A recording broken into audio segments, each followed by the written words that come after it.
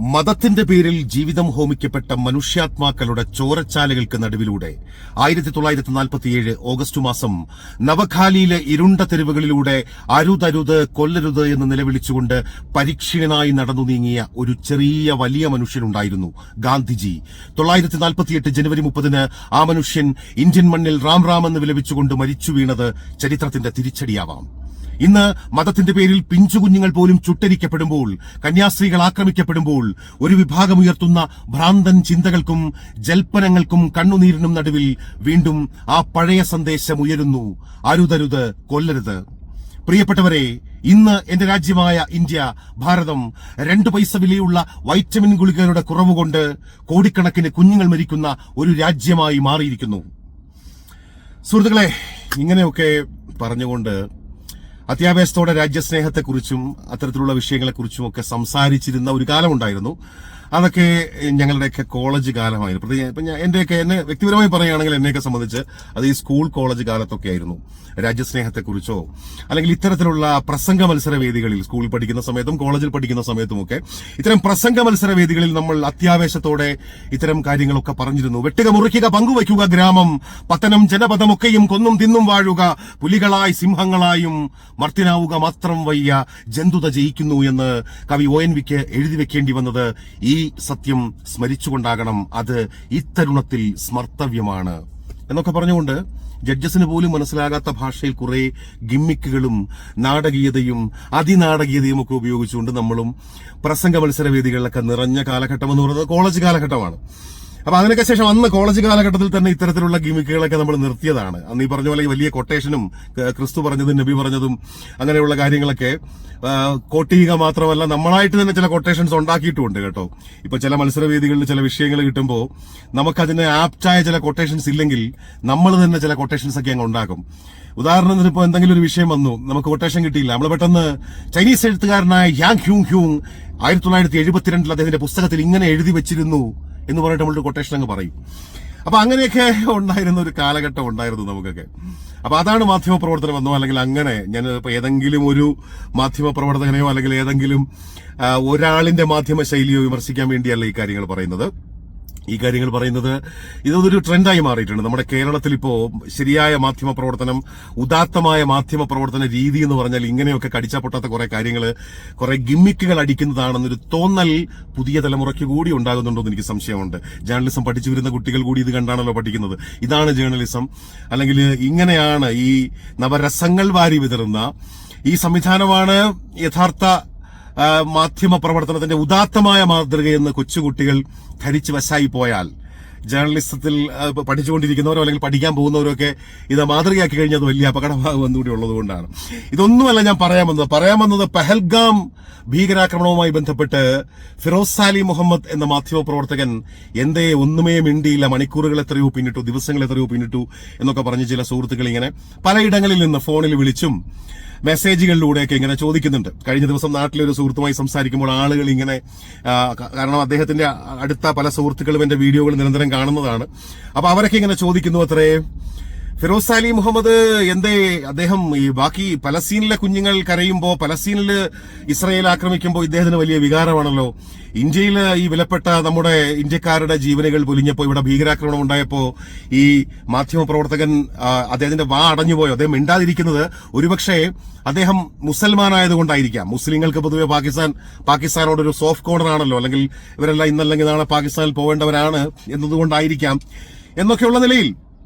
അപ്പോ അതുമായി മറ്റു ചില വീഡിയോകൾ നമ്മൾ ഇടുമ്പോൾ അതിന്റെ അടിയിലും വന്നിട്ട് ഇന്ത്യയെ മറന്നുപോയോ എന്നൊക്കെ ചോദിക്കുന്നവരുണ്ട്. നല്ല ഉദ്ദേശത്തോടെ ചോദിക്കുന്നവരുമുണ്ട്. കാരണം നമ്മൾ ഈ സമൂഹത്തിൽ ഒരു മാധ്യമ പ്രവർത്തകൻ എന്ന നിലയിൽ ഇടപെടുമ്പോൾ ഈ ഭാഗത്തുണ്ടാകുന്ന ഒരു മുസ്ലിം നാമധാരിയായതുകൊണ്ട് തന്നെ ആ ഭാഗത്തുണ്ടാകുന്ന ഏത് ചെറിയ പിഴവിനെയും വളരെയധികം ഹൈലൈറ്റ് ചെയ്ത് കാണിക്കുക എന്നൊരു ബാധ്യത നമുക്കുണ്ട് എന്ന് കരുതുന്ന നിഷ്കളങ്കരായ അല്ലെങ്കിൽ എന്ന് കരുതുന്ന നല്ലവരായ ആത്മാർത്ഥതയുള്ള സുഹൃത്തുക്കളും ഉണ്ട്. അവരുടെ പ്രതികരണങ്ങളും ഇത്തരത്തിലൊക്കെ വരുന്നുണ്ട്. ഒന്നാമതായി ഇപ്പോ ഈ പെഹൽഗാം ഭീകരാക്രമണവുമായി ബന്ധപ്പെട്ട് അതുമായി ബന്ധപ്പെട്ട് പ്രത്യേകിച്ച് എന്തെങ്കിലും അപ്ഡേറ്റുകൾ പറയാനൊന്നും നമുക്ക് മറ്റൊരു രാജ്യത്തിരുന്നുകൊണ്ട് നമുക്ക് കഴിയില്ല. കാരണം നമുക്ക് അങ്ങനെ അപ്ഡേറ്റുകൾ കിട്ടില്ല. രാജ്യത്തെ മുഴുവൻ മാധ്യമങ്ങളും, കേരളത്തിൽ തന്നെ ഓൺലൈനുകളും എല്ലാ മാധ്യമങ്ങളും അപ് ടു ഡേ ഓരോ നിമിഷത്തെയും വിവരങ്ങൾ ഇങ്ങനെ നൽകിക്കൊണ്ടിരിക്കുമ്പോൾ അതിൽ അപ്ഡേറ്റ് ചെയ്യാനായിട്ട് പ്രത്യേകിച്ചൊന്നും നമുക്കില്ല. പിന്നെ ഈ ഭീകരാക്രമണവുമായി ബന്ധപ്പെട്ട് നമുക്ക് എന്താണ് അതിൽ പറയാൻ പറ്റുക? ഞാൻ നേരത്തെ പറഞ്ഞ പോലെ ഈ രാജ്യസ്നേഹം വാരി വിതറുക മാത്രമാണ്. അത് ഏത് രാജ്യസ്നേഹിയും അല്ലെങ്കിൽ ഇന്ത്യയിലുള്ള ഏത് മനുഷ്യനും അങ്ങനെ തന്നെ ചെയ്യുമെന്നാണ് കരുതുന്നത്. അതിൽ പ്രത്യേകിച്ച് എന്തെങ്കിലും സവിശേഷതയുണ്ട് എന്ന്, പ്രത്യേകതയുണ്ട് എന്ന് കരുതുന്നുമില്ല. എല്ലാവരും പറയുന്നത് തന്നെ നമുക്കും പറയാൻ പറ്റൂ. ഭീകരവാദികളെ ലോകത്തിന്റെ എവിടെയായാലും, പ്രത്യേകിച്ച് ഇന്ത്യക്കാരായ നമ്മളെ സംബന്ധിച്ച് ഇന്ത്യയിൽ നമ്മുടെ രാജ്യത്തിനെതിരെ, നമ്മുടെ ജനതയ്ക്കെതിരെ ഭീകരന്മാർ അങ്ങനെ ആക്രമണം നടത്തുമ്പോൾ ആ ഭീകരന്മാരെ എല്ലാം ഇല്ലാതാക്കണമെന്ന് തന്നെയാണ് ഒരു ഇന്ത്യക്കാരൻ എന്ന നിലയിൽ എന്റെ ആഗ്രഹം. അതിന് എന്തെങ്കിലും പ്രസക്തിയുണ്ടോ? അങ്ങനെ ഒരു അഭിപ്രായം ഞാൻ വന്നിരുന്ന് പറയുന്നത് കൊണ്ട് എന്തെങ്കിലും പ്രസക്തിയുണ്ടോ? അതല്ലാതെ നമ്മുടെ സർക്കാർ മറ്റെന്തെങ്കിലും നടപടികൾ എടുക്കും എന്ന് കരുതുന്നുമില്ല. അതൊന്ന്. രണ്ട്, ഇപ്പൊ ഈ മുസൽമാൻ അല്ലെങ്കിൽ മുസ്ലിം മാധ്യമ പ്രവർത്തനം എന്നൊക്കെ പറയുന്ന ഒരു രീതി ഉണ്ടല്ലോ. അല്ല, അദ്ദേഹം മുസ്ലിം ആയതുകൊണ്ടാണെന്നൊക്കെ പറയുന്ന ഒരു രീതിയോട് പണ്ടുതൊട്ടേ പുച്ഛമാണ്. കാരണം അങ്ങനെ ഈ മുസ്ലിം എന്നോ ഹിന്ദു എന്നോ ക്രിസ്ത്യാനി എന്നൊക്കെ പറയുന്ന ഇത്തരം വിശ്വാസങ്ങൾ ഏതെങ്കിലും ഒരു മനുഷ്യനെ നല്ലവനാക്കുകയോ മോശക്കാരനാക്കുകയോ മേൽത്തരക്കാരനാക്കുകയോ അല്ലെങ്കിൽ താഴെത്തട്ടിലേക്ക് കൊണ്ടുപോവുകയോ ചെയ്യുന്നുവെന്ന് വ്യക്തിപരമായി ഞാൻ വിശ്വസിക്കുന്നതേയില്ല. ഞാൻ ഇസ്ലാമായി ജനിച്ചു, അതുകൊണ്ട് ഞാൻ ഇസ്ലാമായി. ഞാൻ ഹിന്ദു മതത്തിൽ ജനിച്ചിരുന്നെങ്കിൽ ഞാൻ ഹിന്ദുവായി വളർന്നേനെ, അല്ലെങ്കിൽ എനിക്ക് ഇഷ്ടമുള്ള വിശ്വാസ പ്രമാണങ്ങളുമായി മുമ്പോട്ട് പോയാൽ ചിലപ്പോൾ ഞാൻ യുക്തിവാദിയായനെ, എന്തും സംഭവിച്ചേനെ. ഇപ്പോ ഇന്ത്യയിലോ അല്ലെങ്കിൽ ഇപ്പോൾ ഉള്ള പാകിസ്ഥാൻ, ബംഗ്ലാദേശ്, ഈ മേഖലകളിലൊക്കെ ഉള്ള പൊതുവെ ഹിന്ദികൾ എന്നൊക്കെ അറിയപ്പെടുന്ന സിന്ധു നദീതട സംസ്കാരവുമായി ബന്ധപ്പെട്ടൊക്കെ നമ്മൾ അങ്ങനെ പറയാറുണ്ടല്ലോ. ചരിത്രപരമായി തന്നെ ഈ മനുഷ്യരൊന്നും നമ്മളൊക്കെ വേറെ എവിടുന്നും വന്നവരല്ല. നമ്മൾ സൗദി അറേബ്യയിൽ നിന്നെങ്കിൽ കുറെ ആളുകൾ അങ്ങ് കേരളത്തിലേക്ക് കുടിയേറി പാർത്തപ്പോൾ അവരുടെ പിൻതലമുറയായിട്ട് ജനിച്ചു വളർന്നവരൊന്നുമല്ല. ഇതെല്ലാം ഈ കുറേയധികം മനുഷ്യർ, ആ പ്രദേശത്ത് ജീവിച്ചിരുന്ന കുറേയധികം മനുഷ്യര് കാലാകാലങ്ങളായി അവർക്ക് പല വിശ്വാസങ്ങൾ ഉണ്ടാകും. ചിലപ്പോൾ അവര് കല്ലിനെയും മരത്തിനെയും ആരാധിച്ചിരുന്നവരായിരിക്കാം, ചിലപ്പോൾ അവർ മുഴുവൻ ഹിന്ദുക്കളായിരുന്നിരിക്കാം. ആ പൈതൃക വഴിയിൽ എവിടെയോ ആരൊക്കെയോ കൺവേർട്ടഡായി പോയി. അങ്ങനെ കൺവേർട്ടഡായതിന്റെ ഭാഗമായിട്ട് കുറെ പേര് മുസ്ലിം വിശ്വാസം സ്വീകരിച്ചു, കുറെ പേര് ക്രിസ്ത്യൻ വിശ്വാസം സ്വീകരിച്ചു. അതായത് നമ്മളെല്ലാവരും ഒന്നാണെന്ന് വീണ്ടും വീണ്ടും നമ്മൾ പറയുന്നതിന്റെ അടിസ്ഥാനം എന്താണ്? ഒരു കാലത്ത് ഇതെല്ലാം ഒരേപോലെ ജീവിച്ചിരുന്ന കുറെ അധികം മനുഷ്യരായിരുന്നു. അവർക്ക് പലതരത്തിലുള്ള സംസ്കാരത്തിന്റെ ഭാഗമായിരുന്നു അവരുടെ വിശ്വാസം എന്നൊക്കെ പറയുന്നത്. അപ്പൊ അതിന്റെ ഭാഗമായി എവിടെയോ കൺവേർട്ടായതിന്റെ ഭാഗമായിട്ട് മുസൽമാനായതുകൊണ്ട് ഹിന്ദുക്കളെക്കാളും ക്രിസ്ത്യാനികളെക്കാളും മഹാനായ ഒരു മനുഷ്യനാണ് ഞാനെന്ന് ഞാൻ കരുതുന്നില്ല. അതുപോലെ തന്നെ ഹിന്ദുക്കളെക്കാളും പിന്നെ ക്രിസ്ത്യാനികളെക്കാളും മറ്റേതെങ്കിലും ജൈനന്മാരെക്കാളും ബുദ്ധന്മാരെക്കാളും ഒക്കെ മോശപ്പെട്ട ഒരു മനുഷ്യനാണെന്നും ഞാൻ കരുതുന്നില്ല. ഒരു മനുഷ്യന്റെ ഒരു ജാതിയോ മതമോ ആണോ ആ മനുഷ്യനെ വിശുദ്ധനാക്കുന്നതും മഹാനാക്കുന്നതും ഒക്കെ? അതൊന്നും അല്ല. ഇപ്പൊ കേരളത്തിൽ നമ്മൾ രാവിലെ പുട്ടും കടലയും കഴിക്കുന്നു, തമിഴ്നാട്ടിൽ അവർ രാവിലെ ഇഡലി സാമ്പാറും കഴിക്കുന്നു, നോർത്തിലോട്ട് പോയി കഴിഞ്ഞാൽ അവർ ചിലപ്പോൾ ചപ്പാത്തിയും ദാൽ ഫ്രൈ ആയിരിക്കും കഴിക്കുന്നത്. കുറച്ചുകൂടെ വേറെ മാറി ഇപ്പൊ ഗോവയിലോട്ടൊക്കെ പോയി കഴിഞ്ഞാൽ രാവിലെ നമ്മൾ ഈ ബ്രെഡ് ഓംലെറ്റും ഒക്കെ കഴിക്കുന്നവരുണ്ട്. ചിലപ്പോൾ അവർ അതിന്റെ കൂടെ ഒരു ഫെനിയും കൂടെ അടിച്ചെന്നൊക്കെ ഇരിക്കും. അപ്പൊ ഇതൊരു കൾച്ചർ, ഇതെല്ലാം ഓരോ കൾച്ചറിന്റെ ഭാഗമാണ്. അതുപോലെ തന്നെയാണ് വിശ്വാസം എന്ന് വിശ്വസിക്കുന്ന ഒരാളാണ്. ബേസിക്കലി വ്യക്തിപരമായി എനിക്ക് പറയേണ്ടി വരുന്നത് മറ്റൊന്നും കൊണ്ടല്ല, ഇങ്ങനെയുള്ള ചില വിമർശനങ്ങൾ കേൾക്കുമ്പോഴാണ്. അപ്പൊ രാജ്യസ്നേഹ സർട്ടിഫിക്കറ്റിന് വേണ്ടി, അതും വിശിഷ്യായ ചില ആളുകളുടെ രാജ്യസ്നേഹ സർട്ടിഫിക്കറ്റിന് വേണ്ടി ഇങ്ങനെ കുറെ അധികം വാചാടോപങ്ങൾ നടത്തുക, അല്ലെങ്കിൽ നമ്മൾ ഈ വേർബൽ ഡയറിയ എന്നൊക്കെ പറയുന്നത് പോലെ വാക്കുകളുടെ വയറിളക്കം കൊണ്ട് ആളുകളെ അമ്പരപ്പിക്കുക, ഇതിലൊക്കെയുള്ള വിശ്വാസം നഷ്ടപ്പെട്ടു. അങ്ങനെയുള്ള പ്രത്യേക രാജ്യസ്നേഹത്തിന്റെ സർട്ടിഫിക്കറ്റ് ഒന്നും ആഗ്രഹിക്കുന്നില്ല. പ്രത്യേകിച്ചും അങ്ങനെ ഒരു വിഭാഗത്തിൽ നിന്ന് ആഗ്രഹിക്കുന്നില്ല എന്ന്. ഞാനത് കൂടുതൽ അതിലേക്ക് പോകുന്നില്ല. നമ്മൾ പറഞ്ഞു കഴിഞ്ഞാൽ കാട് കയറി ഇങ്ങനെ ഒരുപാട് അങ്ങ് പോകേണ്ടി വരും. അപ്പൊ അതുകൊണ്ട് അത്തരക്കാരായ കുറെ ആൾക്കാരിൽ നിന്നുള്ള രാജ്യസ്നേഹ സർട്ടിഫിക്കറ്റ് ദയവായി നിങ്ങൾ തരരുതേ എന്നുള്ള അഭ്യർത്ഥനയുണ്ട്. ഇനി മറ്റൊരു കാര്യം, ഇപ്പൊ ഇങ്ങനെ ഒരു സുരക്ഷാ വീഴ്ച, ഭീകരാക്രമണവുമായി ബന്ധപ്പെട്ട സുരക്ഷാ വീഴ്ചയുമായി ബന്ധപ്പെട്ടുള്ള ചോദ്യങ്ങളാണ് നമുക്ക് ഉന്നയിക്കാനുള്ളത് എന്നിരിക്കട്ടെ, അല്ലെങ്കിൽ ഇതിന് പിന്നിൽ എന്തെങ്കിലും അട്ടിമറി ഉണ്ട് എന്നിരിക്കട്ടെ. നമുക്ക് പ്രാഥമികമായി നമുക്കറിയില്ല. ഇപ്പോഴാണ് പാകിസ്ഥാൻ അവരുടെ വിദേശകാര്യമന്ത്രിയും പ്രതിരോധ മന്ത്രിയും ഒക്കെ പറയുന്നത് അവര് ഭീകരവാദത്തെ വർഷങ്ങളായി പ്രോത്സാഹിപ്പിക്കുന്നു. അവരെ തന്നെ അഡ്മിറ്റ് ചെയ്യുന്ന ഒരു ഘട്ടം ഇപ്പോഴാണല്ലോ.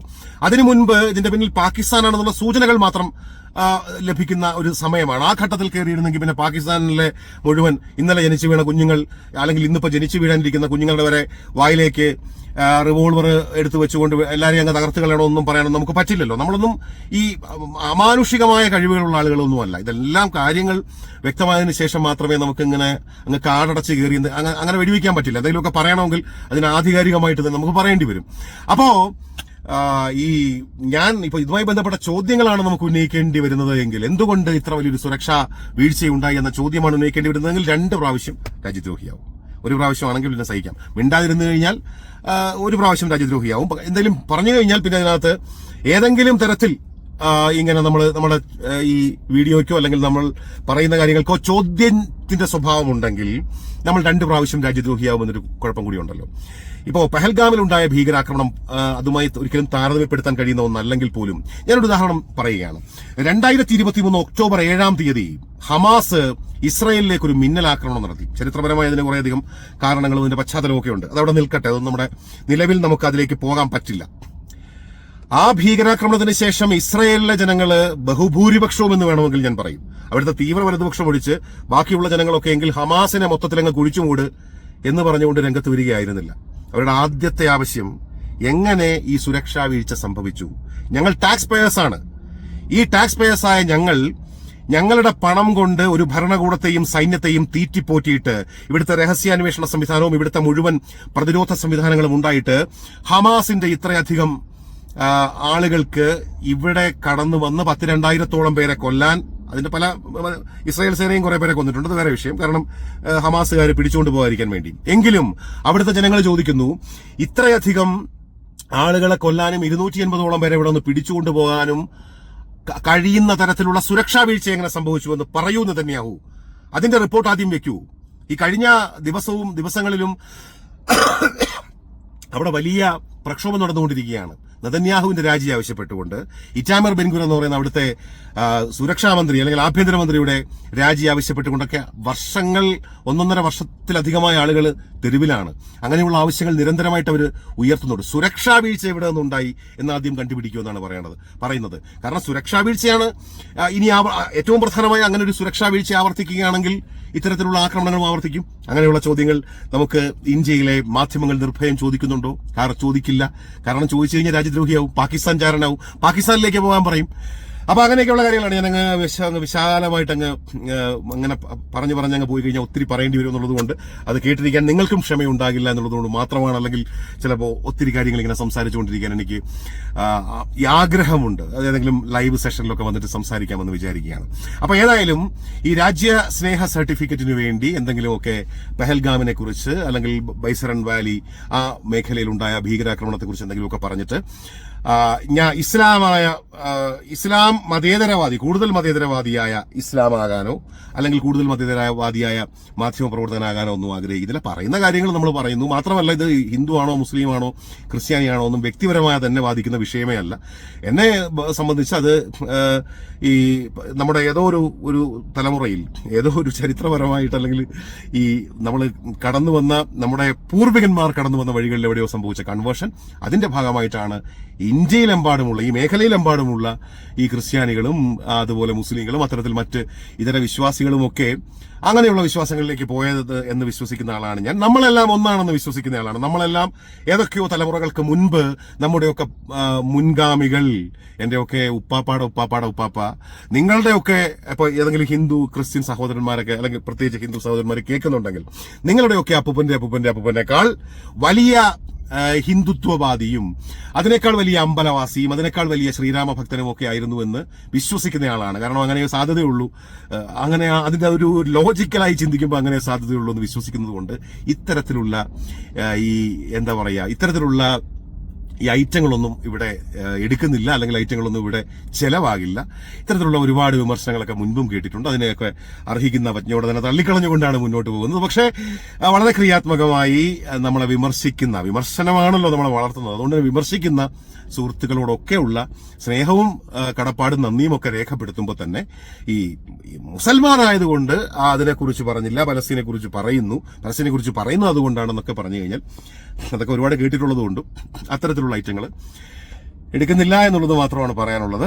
അപ്പോൾ നമ്മുടെ രാജ്യം സുരക്ഷിതമായിരിക്കട്ടെ. നമ്മുടെ രാജ്യം മാത്രമല്ല, ലോകത്തെമ്പാടുമുള്ള മനുഷ്യർ സമാധാനമായി ജീവിക്കട്ടെ എന്ന് തന്നെ ആഗ്രഹിക്കുന്നു. ഒരു മനുഷ്യൻ എന്ന നിലയിൽ അഭിമാനിക്കുന്നുണ്ടെങ്കിൽ ഞാൻ അഭിമാനിക്കുന്നത് ഒരു കമ്മ്യൂണിസ്റ്റ് എന്ന നിലയിലോ അല്ലെങ്കിൽ കോൺഗ്രസ് എന്ന നിലയിലോ അല്ലെങ്കിൽ ഇസ്ലാം എന്ന നിലയിലോ വേറെ ഏതെങ്കിലും ജാതി എന്ന നിലയിലോ അല്ലെങ്കിൽ ഡിങ്കോയിസ്റ്റ് എന്ന നിലയിലോ യുക്തിവാദി എന്ന നിലയിലോ ഒന്നുമല്ല. മനുഷ്യൻ എന്ന നിലയിൽ എനിക്ക് അഭിമാനമുണ്ട്. എനിക്ക് മറ്റുള്ളവരോട് സ്നേഹവും ബഹുമാനവും ഉണ്ട്. അതല്ലാതെ അവര് യുക്തിവാദി ആയതുകൊണ്ടോ അവര് ഇസ്ലാം ആയതുകൊണ്ടോ ഹിന്ദു ആയതുകൊണ്ടും പ്രത്യേകിച്ച് ആരോടും ഒരു സ്നേഹവും ഒരു മമതയും ഇല്ലെന്ന് പ്രത്യേകം പറയാൻ ആഗ്രഹിക്കുകയാണ്. ഇപ്പോഴെങ്കിലും ഇത് പറഞ്ഞില്ലെങ്കിൽ ഇനി അത് കൂടുതൽ നമ്മളങ്ങോട്ട് മുമ്പോട്ടാണല്ലോ നമ്മളെല്ലാവരും പോകുന്നത്. അപ്പൊ അങ്ങനെ ഒരു ബുദ്ധിമുട്ട് നിങ്ങൾക്ക് എന്നെക്കുറിച്ചും വേണ്ട എന്നുള്ളത് കൊണ്ടാണ് ഇത് പറയുന്നത്. അങ്ങനെ ഒരു ജീവിത കാഴ്ചപ്പാടിലൂടെ മുന്നോട്ട് പോകുന്ന ആളാണ് എന്ന് മാത്രം പറയുന്നു. രാഷ്ട്രീയമായി ലോകരാഷ്ട്രീയത്തിൽ സ്വാഭാവികമായും പലസ്തീനിൽ ആ നിലയ്ക്ക് ലോകരാജ്യങ്ങൾ മുഴുവൻ നോക്കി നിൽക്കുമ്പോൾ അവിടെ നടക്കുന്ന വലിയ അനീതിയെക്കുറിച്ച് ഇനിയും നിരന്തരം സംസാരിച്ചുകൊണ്ടിരിക്കുകയും നിരന്തരം അതുമായി ബന്ധപ്പെട്ട വീഡിയോകൾ ചെയ്യുകയും ചെയ്യും. കഴിയുന്നിടത്തോളം അതിനുള്ള അവസരങ്ങൾ ഉപയോഗിക്കുമെന്നാണ് ഈ ഘട്ടത്തിൽ പറയാനുള്ളത്. ഇതൊക്കെ പറഞ്ഞുകൊണ്ടിരിക്കുമ്പോൾ സാന്ദർഭികമായിട്ട് ഓർത്തുപോയ ഒരു കാര്യം 2023 ഒക്ടോബർ 29 ഓർമ്മ. ഒക്ടോബർ 29 കളമശ്ശേരിയിൽ ഉണ്ടാകുന്ന ഭീകരാക്രമണമാണ്. ആ ഭീകരാക്രമണം നടന്നപ്പോൾ നമ്മുടെ പല മാധ്യമങ്ങളും നേരത്തെ കൂട്ടിയങ്ങ് കാര്യങ്ങളൊക്കെ തീരുമാനിച്ചത് മുസ്ലിം തീവ്രവാദികളാണെന്നും അത് ഹമാസിനെ പിന്തുണച്ചുകൊണ്ട്. കാരണം 2023 ഒക്ടോബർ 7 ഹമാസ് ഇസ്രായേലിലേക്ക് ഇരച്ചു കയറുന്നത്.